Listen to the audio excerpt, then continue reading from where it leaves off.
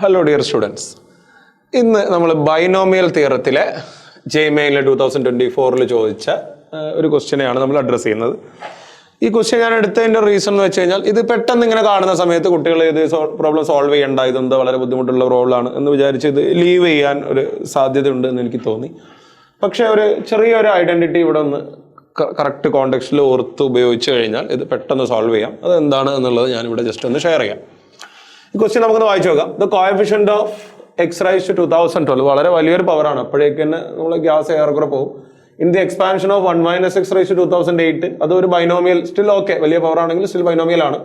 ഇവിടെ 1 + x + x² അതൊരു trinomial ആണ്. ഈ ട്രൈനോമിയലിന്റെ എക്സ്പാൻഷൻസ്, അതിന്റെ കോഎഫിഷ്യന്റുകളുടെ പാറ്റേൺ എന്താണെന്നൊന്നും നമ്മൾ അങ്ങനെ ഡീറ്റെയിൽ ആയിട്ട് പഠിക്കുന്നില്ല. ജസ്റ്റ് ഒരു n factorial divided by R1 factorial, R2 factorial, R3 factorial, അങ്ങനെ ഒരു ഫോർമുല അതിന്റെ കോഎഫിഷ്യന്റ് പറയുന്നുണ്ടെങ്കിലും നമ്മളത് അങ്ങനെ ഡീറ്റെയിൽ ആയിട്ട് പഠിക്കുന്നില്ല. അപ്പോൾ ഇവിടെ ഒരു ചെറിയൊരു ബുദ്ധിമുട്ട് ഫീൽ ചെയ്യാൻ സാധ്യതയുണ്ട്.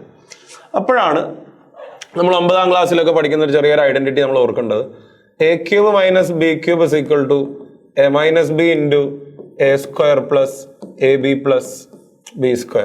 ഇതിലെ എക്ക് 1 കൊടുത്ത് എക്സ്, ഈ ബിക്ക് എക്സ് കൊടുത്തു കഴിഞ്ഞാൽ 1³ 1 തന്നെയാണ്. So 1 - x³ is equal to 1 - x into, കണ്ടോ, ഈ 1 - x ആണ്, ഇൻറ്റു എക്ക് 1ഉം ബിക്ക് എക്സും കൊടുത്തു കഴിഞ്ഞാൽ 1 + x + x² തന്നെയാണ്. ഇത് അതേ ടേം തന്നെയാണ്. അതായത് ഈ 1 - xഉം ഈ 1 + x + x² കൂടെ മൾട്ടിപ്ലൈ ചെയ്ത് കഴിഞ്ഞാൽ നമുക്ക് അതിനെ 1 - x³ എന്ന് മാറ്റി എഴുതാൻ പറ്റും. ഇത് ആ കറക്റ്റ് കോണ്ടെക്സ്റ്റിൽ ഓർമ്മ വരുന്ന കുട്ടികളൊക്കെ ഇത് സോൾവ് ചെയ്യും. അല്ലാത്തവർ കുറേ സമയം ആലോചിച്ചിരുന്നിട്ട് വിടേണ്ടി വരും. അതാണ് ഇങ്ങനെയുള്ള ട്രിക്കി ക്വസ്റ്റ്യൻസ്. ഇത് ശ്രദ്ധിക്കണം. ഇത് ഇങ്ങനെയുള്ള ക്വസ്റ്റ്യൻസ് ആക്ച്വലി എളുപ്പമാണ്.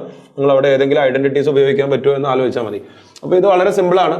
ഇയാൾ 2008 ആണ്, പക്ഷേ ഇയാൾ 2007 ഉള്ളൂ. 2007 നമുക്കിവിടെ കമ്പൈൻ ചെയ്യാം. So this is 1 - x into 1 - x into 1 + x + x², 1 - x³ whole raise to 2007 ആവും. ഇനി ഇതിപ്പോൾ ബൈനോമിയലാണ്. ഇത് പിന്നെ ഇതിന് പവറേ ഇല്ല, അത് വളരെ സിമ്പിളാണ്. അപ്പോൾ ഇത് എക്സ്പാൻഡ് ചെയ്ത് കഴിയുമ്പോൾ ഇതിനകത്ത് ഏകദേശം 2008 ടേമുകൾ ഉണ്ടാവും.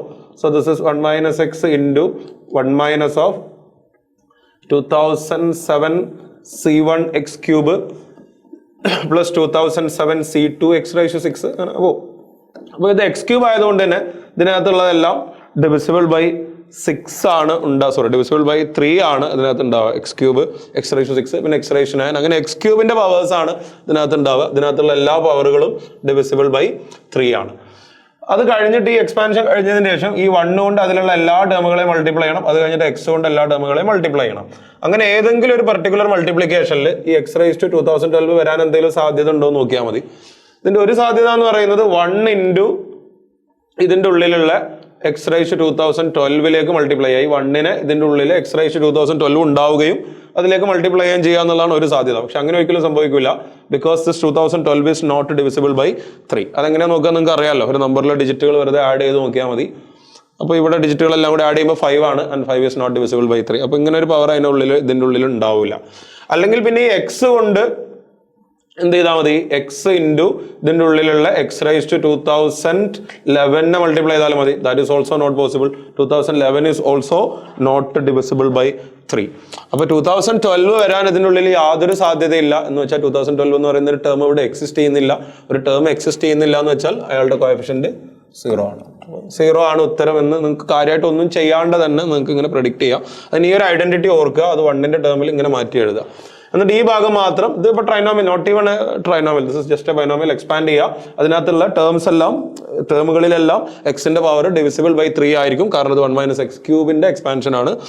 അങ്ങനെ 1 മൾട്ടിപ്ലൈ ചെയ്യുമ്പോൾ 2012 വരില്ല. എക്സ് മൾട്ടിപ്ലൈ ചെയ്യുമ്പോൾ ഇതിനുള്ളിൽ 2011 ഉണ്ടാവില്ല. 2011 ഈസ് ഓൾസോ, അതാണ് ഇതിന്റെ various ways of formation of 2012. അതിന് രണ്ടിനും ഇവിടെ സാധ്യതയില്ല എന്ന് വളരെ പെട്ടെന്ന് മനസ്സിലാക്കാൻ പറ്റും. എനിവേ, ഇതേപോലെയുള്ള ട്രിക്കുകളൊക്കെ ഉപയോഗിച്ചുകൊണ്ട് നിങ്ങൾക്ക് കുറച്ചുകൂടെ ടൈം എഫിഷ്യൻ്റ് ആയിട്ട് പ്രോബ്ലംസ് സോൾവ് ചെയ്യാൻ പറ്റും. അപ്പോൾ അങ്ങനെയൊക്കെയുള്ള കാര്യങ്ങൾ മനസ്സിലാക്കി വെക്കുക. Anyway, that's all about this question. Thank you all.